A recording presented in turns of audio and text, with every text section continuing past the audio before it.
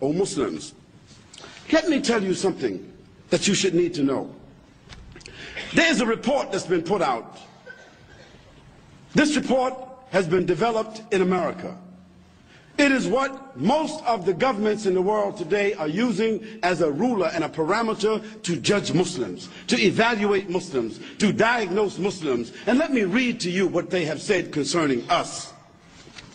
They, the so-called non-Muslim experts, have politically and ideologically grouped us into the following categories.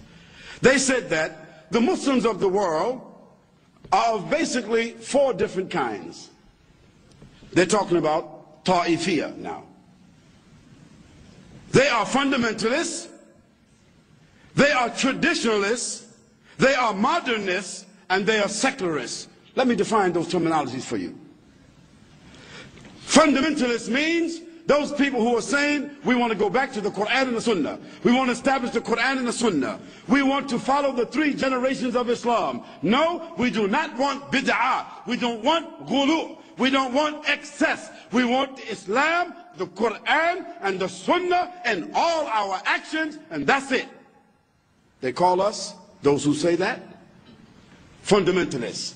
Although in Islam there's nothing called fundamentalism. Then there are the traditionalists.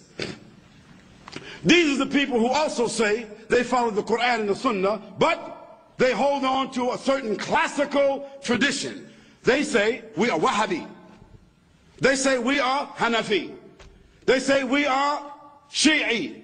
They say we are Hanbali. They say we are Shafi'i. They say we are Maliki. Although those 4 men, Ahmad ibn Hanbal, Imam Shafi'i rahimahullah, Abu Hanifa, Imam Malik, although those are our fathers, those are our scholars, those are the mujtahideen of Islam and the greatest people who brought dalil to us from those generations, no doubt. But following them blindly as a tradition is what the category here is. People who follow them blindly, and therefore they don't unite with anybody else except those who follow each one blindly. They are called traditionalists. Then there are the modernists.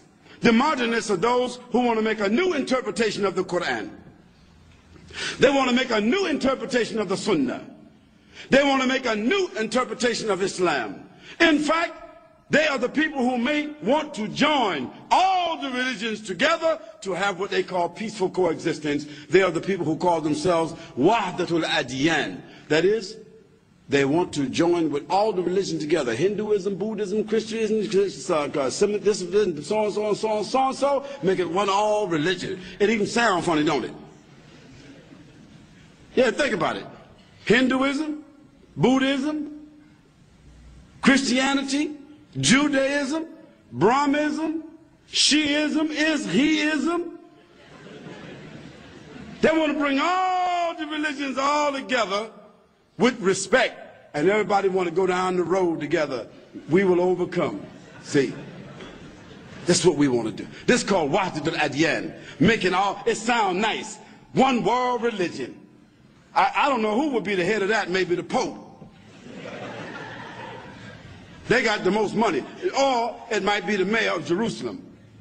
Or it might be Jacques Chirac. Or it might be Mr. Howard. Or it might be Mr. Bush. Or it might be whoever. We don't know who might become the leader of this new world religion. But the people who call for that among the Muslims, they are the misguided people, and they have joined the enemies of Islam. No matter how intellectual they are, no matter how sincere they are, no matter how educated that they are, they have joined the camp of the enemies of Allah subhanahu wa ta'ala, and they have said by doing so that Allah subhanahu wa ta'ala has not given to us the haqq, and that this deen of the Quran and the Sunnah and the wala and bara, the loyalty and the disassociation, the loyalty for the Muslims and the disassociation of the Kafirs, that there's nothing like that in Islam. We just go along down the road with whoever's happy with us, we happy with them too. O Muslims, they have come up also with a formula. Not only have they classified us, but they have also come up with a formula to deal with every category and how to create hostility and opposition between the different categories. They have determined that the greatest threat to Western civilization and the continued dominance of Western culture is to make sure that the Muslims never reestablish a global identity, and that there is no opportunity ever for them to reestablish the Khilafah. Let me repeat that point to you.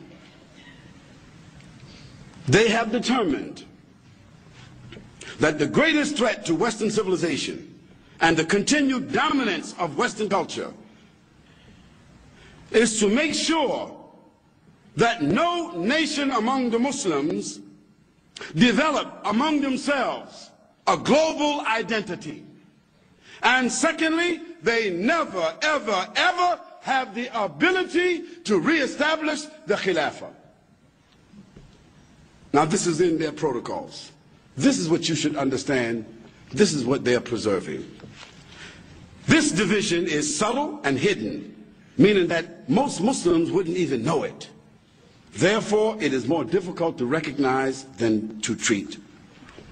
The non-Muslims who consider themselves as authorities and experts on Islam and Muslims have observed the following. Listen to this, please. The Muslims in the world are divided into the following basic socio-political groups: Asians, Arabs, Africans, those of the Far East, those of the Near East, those of European, American, and Australian backgrounds, although those are of the minority, those of Slavic and Russian backgrounds, although they are also a negligible population, and those of South America. This is what they said. Look how they divide us. Our objective is to polarize these ethnic groups. That means to keep these ethnic groups from uniting together and exploit their cultural differences. In this way, we can maximize our global agenda and we can minimize any global threat from them. Subhanallah. Look how clear they are. Look how bold they are. Look how blatant they are. And look how accurate they are. On the issue of ideological and personal differences, this has existed since the first century. Since the first generation of Islam, Muslims have went through this whole thing of ta'ifiyah. They have went through this whole thing of nafsiyah. أعوذ بالله من الشيطان الرجيم بسم الله الرحمن الرحيم يا أيها الذين آمنوا إن جاءكم فاسق بنبأ